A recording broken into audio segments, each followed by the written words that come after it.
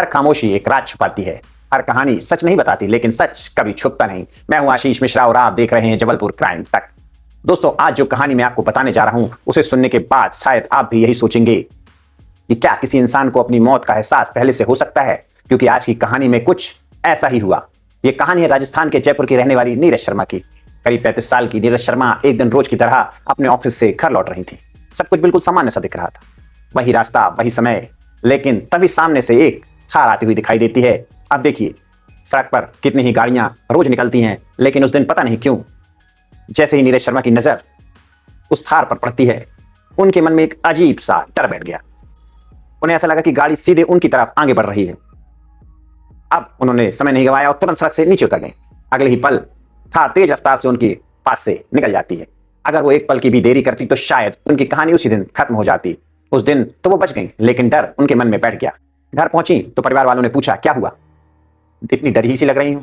तब नीरज शर्मा ने कहा, आज पता नहीं क्यों ऐसा लगा कि मौत बिल्कुल सामने से होकर निकल गई। अगर मैं जरा सी भी देर करती तो शायद आज मैं वापस नहीं आती।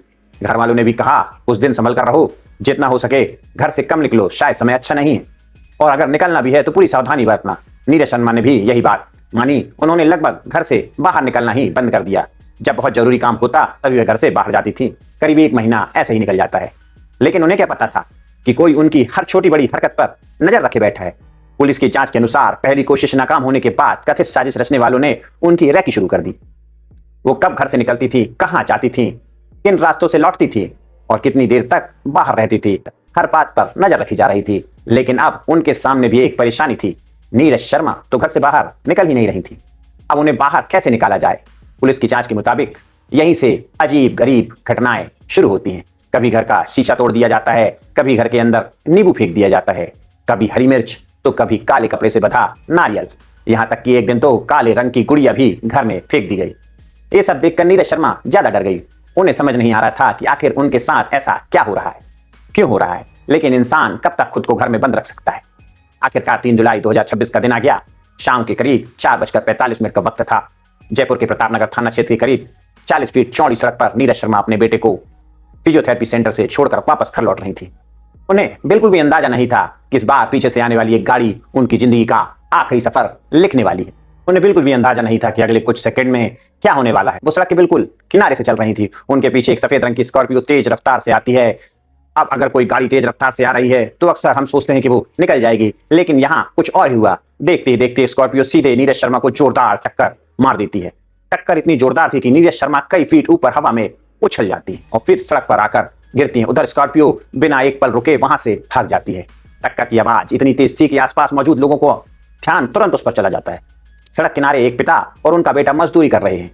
वो इस घटना को सबसे करीब से देखते हैं। उन्होंने अपनी आंखों के सामने पूरा मंजर देखा था।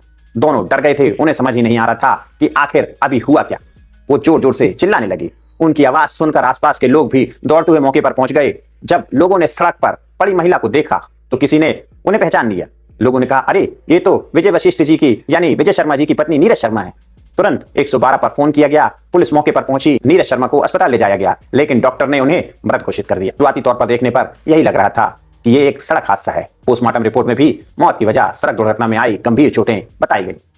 पुलिस ने भी शुरुआत में एक्सीडेंट का मामला दर्ज करके अपनी कार्रवाई शुरू कर दी। इसके बाद नीरज शर्मा का शव परिवार को सौंप दिया गया।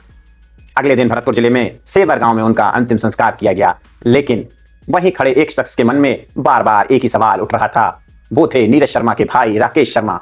उन्हें यह पूरा मामला कहीं से भी सामान्य सड़क हादसा नहीं लग रहा था। वजह भी थी, क्योंकि इससे ठीक 1 साल पहले उनके जीजा विजय वशिष्ठ की भी अचानक ब्रेन हेमरेज से मौत हो गई थी। अब 1 साल के अंदर पहले जीजा फिर बहन, लगातार 2 मौतें राकेश शर्मा को बेचैन कर रही थी। अंतिम संस्कार के बाद उन्होंने तय किया कि चाहे कुछ भी हो जाए वो इस मामले की तह तक जरूर जाएंगे। उन्होंने अपने कुछ परिचित पुलिस अधिकारियों से बात की। उन्होंने कहा, मैं ये नहीं कह रहा हूं कि मेरी बहन की हत्या हुई है, लेकिन मेरा मन इस हादसे को हादसा मानने का नहीं कर रहा है। इस बार इस मामले की गहराई से जांच करा दीजिए। अगर मैं गलत हुआ तो मुझे भी तसल्ली हो जाएगी। राकेश शर्मा की बात को गंभीरता से लिया जाता है। इसके बाद पुलिस ने एक बार फिर पूरे मामले की जांच शुरू कर दी। टीम दोबारा घटनास्थल पर पहुंची। सबसे पहले आसपास मौजूद लोगों से बातचीत की गई। फिर सड़क किनारे लगे सीसीटीवी कैमरों की फुटेज निकाली गई। जैसे जैसे फुटेज सामने आने लगी, पुलिस का शक भी बढ़ता जा रहा था। फुटेज में दिखाई दिया कि जिस स्कॉर्पियो ने नीरज शर्मा को टक्कर मारी थी वो काफी देर पहले उसी इलाके में घूम रही थी। ऐसा लग रहा था जैसे किसी का इंतजार किया जा रहा हो। पुलिस ने फुटेज को आगे बढ़ाकर देखा तो एक बाइक भी बार बार उसी इलाके में दिखाई दी। और सबसे हैरानी वाली बात तो ये थी, हादसे के बाद जब स्कॉर्पियो भागी तो वो बाइक भी तुरंत उसके पीछे निकल गई। अब पुलिस को लगने लगा था कि मामला सिर्फ सड़क हादसे का नहीं है। जांच आगे बढ़ी तो कुछ दूरी पर वही स्कॉर्पियो लवारिस हालत में खड़ी मिली। गाड़ी के अगले हिस्से पर टक्कर के निशान साफ दिखाई दे रहे थे, लेकिन पुलिस की नजर एक और चीज पे गई, गाड़ी की नंबर प्लेट पर लगी मिट्टी पर। ऐसा लग रहा था जैसे नंबर प्लेट छिपाने की कोशिश की गई हो। बस यही से कहानी पूरी तरह पलटने वाली थी, क्योंकि अब पुलिस उस स्कॉर्पियो के मालिक तक पहुंचने वाली थी और यहीं से इस पूरे मामले की असली परत खुलना शुरू होने वाला था। पुलिस ने जब स्कॉर्पियो का रजिस्ट्रेशन नंबर निकाला तो पता चला यह गाड़ी हरियाणा की है। इसके बाद एक टीम सीधे हरियाणा रवाना कर दी गई। वहां पहुंचकर पुलिस गाड़ी के मालिक तक पहुंची। उससे पूछा गया, तुम्हारी गाड़ी रजपुर से एक महिला को टक्कर मारने के बाद लवारिस हालत में क्यों मिली? शुरुआत में उसने कहा कि मुझे इस बारे में कुछ पता नहीं, लेकिन पूछताछ में उसने बताया कि कुछ दिन पहले हेमंत नाम का एक व्यक्ति 36,000 रुपए देकर उसकी स्कॉर्पियो को किराए पर ले गया था।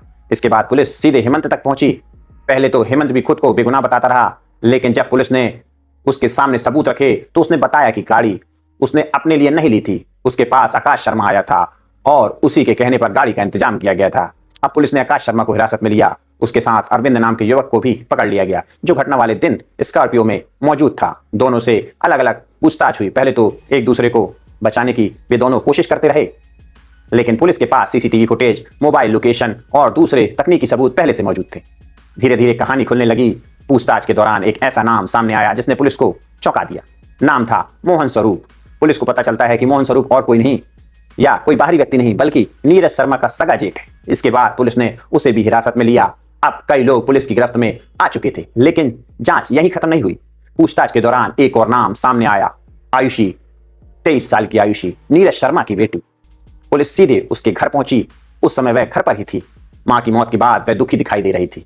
पुलिस ने उससे कहा कि कुछ जरूरी कागज की कार्रवाई करनी है, इसलिए थाने चलना होगा। पहले तो उसने मना कर दिया। उसने कहा कि वह लॉ की छात्रा है और कानून जानती है, लेकिन पुलिस ने समझाया कि कुछ औपचारिकताएं हैं जो आगे सरकारी नौकरी और दस्तावेजों के काम आ सकती हैं। इसके बाद वह थाने आने के लिए तैयार हो जाती है। थाने पहुंचने के बाद उसे एक कमरे में बिठाया गया, चाय पिलाई गई, पानी दिया गया। कुछ देर तक सामान्य बातचीत होती रही। उसे लग रहा था कि यह सिर्फ औपचारिक पूछताछ है, लेकिन फिर एक अधिकारी ने उससे पूछा, पुलिस की जांच में कई बातें सामने आई हैं, बताओ आखिर तुम्हारी मां के साथ ऐसा क्यों हुआ? पुलिस के अनुसार इसके बाद पूछताछ में परिवार के भीतर चल रहे विवाद की बातें सामने आने लगीं। जांच में यह भी बात सामने आएगी, विजय वशिष्ठ के निधन के बाद मृतक आश्रित के आधार पर मिलने वाली सरकारी नौकरी को लेकर परिवार में मतभेद था। आयुषी चाहती थी कि नौकरी उसे मिले, लेकिन बाद में नीरज शर्मा ने स्वयं नौकरी करना स्वीकार किया। पुलिस के अनुसार इसी बात को लेकर दोनों में विवाद बढ़ता गया। जांच में यह भी सामने आया कि परिवार के नाम मकान और जमीन सहित करोड़ों रुपए की संपत्ति थी, शायद लगभग 14 करोड़। पुलिस का दावा है कि सरकारी नौकरी, संपत्ति इस कथित हत्या के कारण में शामिल है। ऐसा नहीं था कि पहली बार नीरज शर्मा को टक्कर मारने की कोशिश की गई, इसके पहले भी टक्कर मारने की कोशिश की गई थी। जब यह मामला सफल ना हुआ तो कथित तौर पर उन्हें बाहर निकालने के लिए अलग अलग तरीके अपनाए गए और फिर 3 जुलाई 2025 की शाम जब वह अपने बेटे को फिजियोथेरेपी सेंटर से लेकर वापस लौट रही थी, तभी स्कॉर्पियो ने उन्हें टक्कर मार दी। शुरुआत में जिसे एक सड़क हादसा माना गया, वही कथित सुनियोजित हत्या की साजिश के रूप सामने आने लगा। इसके बाद पुलिस ने सभी आरोपियों को गिरफ्तार किया और कानूनी कार्यवाही शुरू की। अब इस मामले का अंतिम फैसला अदालत के साक्ष्यों पर और कानूनी प्रक्रिया के आधार पर करेगी। लेकिन इस घटना ने एक और सवाल छोड़ दिया, क्या सरकारी नौकरी, क्या संपत्ति, क्या पैसों का लालच रिश्तों से बड़ा हो गया? एक मां जो अपने बच्चों के लिए पूरी जिंदगी मेहनत करती है, अगर उसी के साथ ऐसा होने का आरोप सामने आए तो यह सिर्फ एक आपराधिक मामला नहीं बल्कि पूरे समाज के लिए सोचने का विषय बन जाता है। आप इस पूरे मामले के बारे में क्या सोचते हैं? अपनी राय हमें कमेंट करके जरूर बताइए। अगर आपको हमारी ये रिपोर्ट पसंद आई हो तो वीडियो को लाइक करें, चैनल को सब्सक्राइब करें और बेल आइकॉन जरूर दबाएं। मैं हूं आशीष मिश्रा और आप देख रहे थे जबलपुर क्राइम तक। फिर मिलेंगे एक और सच्ची घटना की पड़ताल के साथ। जय हिंद, जय भारत।